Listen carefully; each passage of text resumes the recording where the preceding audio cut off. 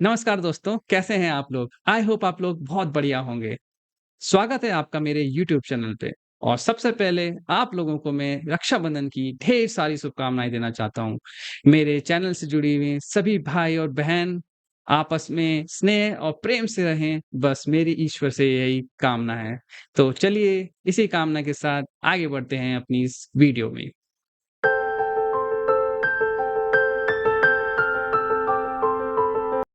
तो दोस्तों जैसे कि हमने अभी देखा है, हाल ही में 1.5 साल में देहरादून में ज़मीनों के दाम बहुत ज़्यादा बढ़ गए हैं।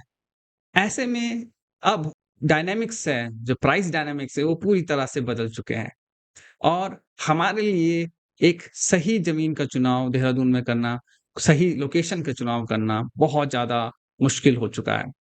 ऐसे में मैं आपको एक लोकेशन ऐसी बताना चाहता हूँ, जहाँ पे ज़मीनों के दाम जिस हिसाब से बड़े होने चाहिए थे, उस हिसाब से बड़े नहीं हैं और वो जगह भी बहुत ही सॉलिड है। तो आइए जानते हैं एक ऐसी जगह के बारे में, जहाँ पे आपको स्ट्रैटेजिकली देहरादून की वो एक मिडल प्लेस है और वहाँ पे आपको किराए की भी कोई प्रॉब्लम नहीं है, ग्रीनरी भी आपको मिलेगी। हाँ, कुछ उसमें नुकसान भी मैं आपको बताऊँगा, ऐसा नहीं है कि सिर्फ़ फ़ायदे-फ़ायदे बताऊँगा, नुकसान भी बताऊँगा और वो सभी चीज़ें इस वीडियो की डिटेल में होंगी। तो वीडियो बिल्कुल मत छोड़िएगा, बीच में बिल्कुल स्किप मत कीजिएगा। मैं आपको पूरा वीडियो अच्छे से विस्तार से बताने वाला हूँ उस लोकेशन के बारे में। तो दोस्तों जिस एरिया की मैं बात कर रहा था, वो एरिया है शुरू यहाँ से होता है देखिए दोस्तों, ये आपका लॉ कॉलेज है उत्तरांचल यूनिवर्सिटी का और इसके बाद से ये पुल आता है नंदा की चौकी का और उसके बाद ये सड़क जो है वो चले जाती है यूपीएस की तरफ और फिर यहाँ पर गवर्नमेंट गर्ल्स पॉलिटेक्निक का है, यहाँ पे डब्ल्यूआईटी एरिया है और यहाँ पर वीर माधव भंडारी उत्तराखंड टेक्निकल यूनिवर्सिटी है।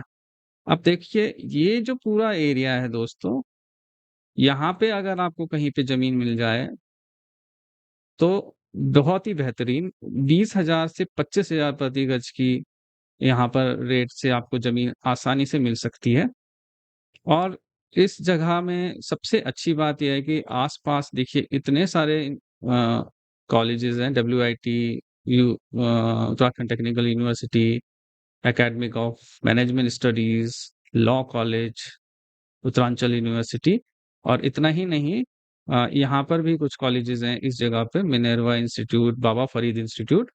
सो आस-पास ही मैंने आपको 3-4 इंस्टीट्यूट यहाँ पे इस जगह के आस-पास गिना दिए हैं, ठीक है? तो इधर की तरफ अगर आपको कोई भी ज़मीन 20,000 से 25,000 प्रति गज के रेट से मिलती है, तो आपके लिए बेहतरीन एक ऑप्शन है क्योंकि यहाँ पर आपको रेंटल इनकम की कोई भी कमी नहीं आने वाली है।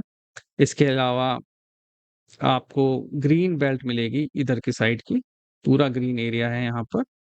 दूसरी बात ये है कि प्रेमनगर बाज़ार जो है, बिल्कुल बगल में है। सो आपको सिर्फ़ 3 किलोमीटर जाना है और पूरा का पूरा आपको बाज़ार मिल जाता है। तीसरी बात है कि ये इलाका अभी भी बहुत शांत इलाका है। चौथी बात ये है कि इस इलाके में सिद्धोवाला तक एटलीस्ट 24 घंटे नहीं तो कम से कम 12 घंटे तो ट्रैफ़िक चलता ही है, ठीक है? और इसके अलावा यहाँ पर फैसिलिटी मतलब 24 घंटे फैसिलिटी है ट्रांसपोर्ट की। दूसरी बात ये है कि स्कूल और कॉलेजेस की तो स्कूल, कॉलेजेस मैंने आपको बता ही दिए हैं। स्कूल भी यहाँ पर दून ग्लोबल स्कूल आपको रास्ते में मिलेगा। इसके अलावा हॉस्पिटल्स तो ये देखिए ग्राफिक एरा मेडिकल हॉस्पिटल यहाँ पे है ही, ठीक है? इसके अलावा एक हॉस्पिटल यहाँ पर और है, एक आयुर्वेदिक इंस्टीट्यूट तक है यहाँ पर, ठीक है दोस्तों? निम्बस अकेडमी तो कॉलेज हो गया। एक सुभारती हॉस्पिटल बिल्कुल यहाँ पर बगल में है, फार्मास्यूटिकल कॉलेज है। कॉलेजेस की भरमार है इस सड़क पे, ठीक है दोस्तों? सो ये इलाका मुझे बहुत ही ज़्यादा ऐसा लगता है कि यहाँ पे रेट कम है लेकिन आपको फ़ायदे बहुत ज़्यादा हैं और यहाँ से क्लॉक टावर की जो डिस्टेंस है वो सिर्फ़ 8 किलोमीटर है। और दोस्तों क्लॉक टावर तो 8 किलोमीटर है ही यहाँ से सेलाकुई का जो एरिया है वो भी 8 किलोमीटर है। सो अगर आपकी जॉब देहरादून में है तो भी ये इलाका आपके लिए बहुत बढ़िया है, बहुत बढ़िया जगह है। अगर आपकी जॉब सेलाकुई में है तो भी ये जगह आपके लिए बिल्कुल मिडिल में पड़ती है। अगर आपकी जॉब इनमें से किसी भी कॉलेजेस में है तो भी ये जगह बहुत ज़्यादा बढ़िया आपके लिए है। और अगर आपकी job by chance graphic era में भी लगी है तो इसके लिए भी मैं आपको बता दूं कि यहाँ पे से एक 4 लेन हाईवे निकल रहा है, जैसे कि मैंने पिछली वीडियोस में भी दिखाया है। तो ये 4 लेन हाईवे आगे जाके झाझरा से कटते हुए सीधा पहुंचेगा आपके आसा रोड़ी में। सो वहां से शॉर्टकट, मतलब एक तरह से हमारे लिए शॉर्टकट ही हो गया। तो आसा रोड़ी तक पहुंचना भी यहाँ से बहुत ज़्यादा आसान हो जाएगा। तो एक तरह से ये इलाका स्ट्रैटेजिकली बहुत ही ज़्यादा शानदार मुझे लगता है। और इसके अलावा अगर आप बिजनेस में हैं, बिजनेस के रूप में देखना चाहते हैं, तो आप इजीली हॉस्टल खोल सकते हैं। इस साइड की बेल्ट में कहीं पे भी आप ज़मीन ले करके इजीली हॉस्टल खोलिए और अपनी इनकम को बढ़ाइए।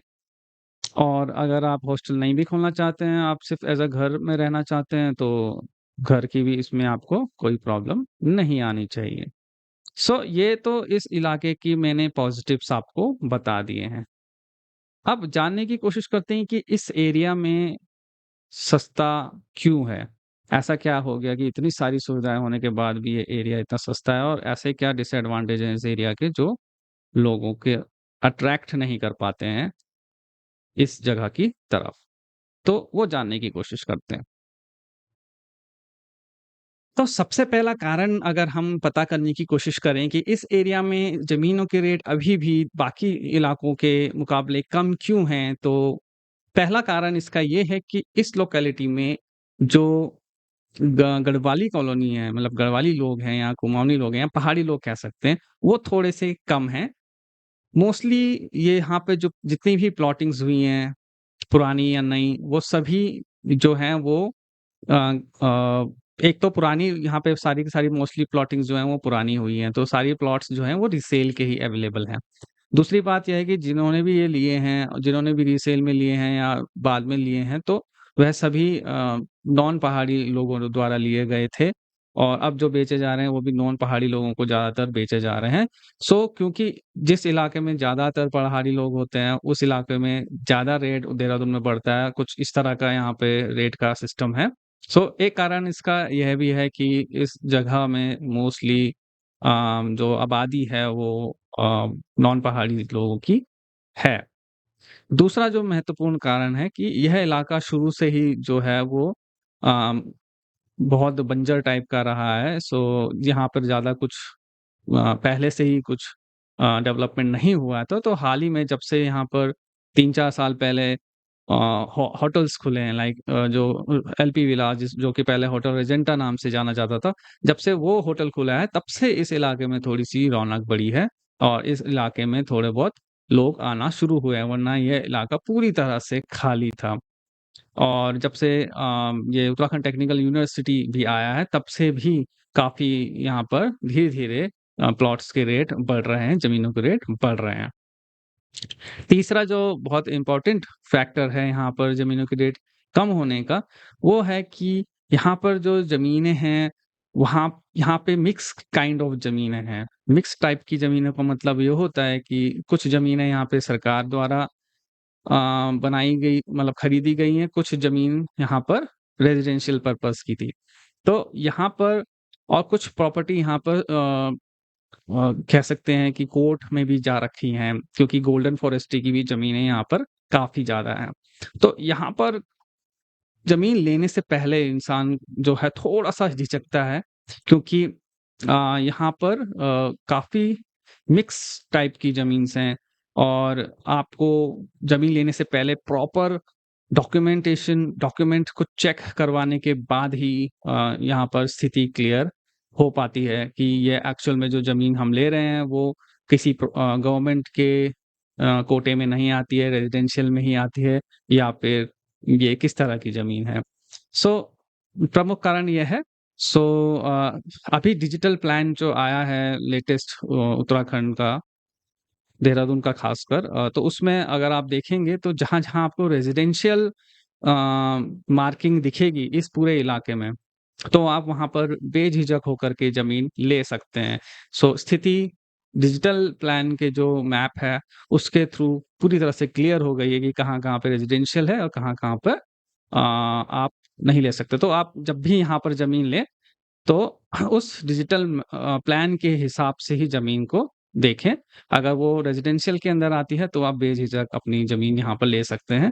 पहले यहाँ पर थोड़ा-सा कन्फ्यूज़न था लोगों के बीच में तो ज़्यादातर लोग जो हैं वो डाउट में रहते थे तो इस वज़ह से यहाँ पे ज़मीन नहीं ले पाते थे। परंतु अब जब से डिजिटल प्लान आया है देहरादून का तो उससे थोड़ा-सा एक क्योंकि एमडीडी ने खुद ये प्लान निकाला है सो आपके पास भी एक प्रूफ़ है कि भई हमने एक सही जगह पे ज़मीन ली है।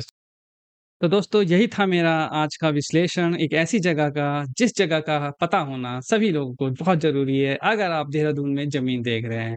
ज़मीन देहरादून में बहुत महँगी हो गई है और अगर कंपैरिज़न किया जाए बाकी जगहों का तो इस जगह को मैं देखता हूँ कि बाकी जगह के मुकाबले ये जगह थोड़ी-सी सस्ती है और ज़्यादा आपको वैल्यू प्रोवाइड कराती है।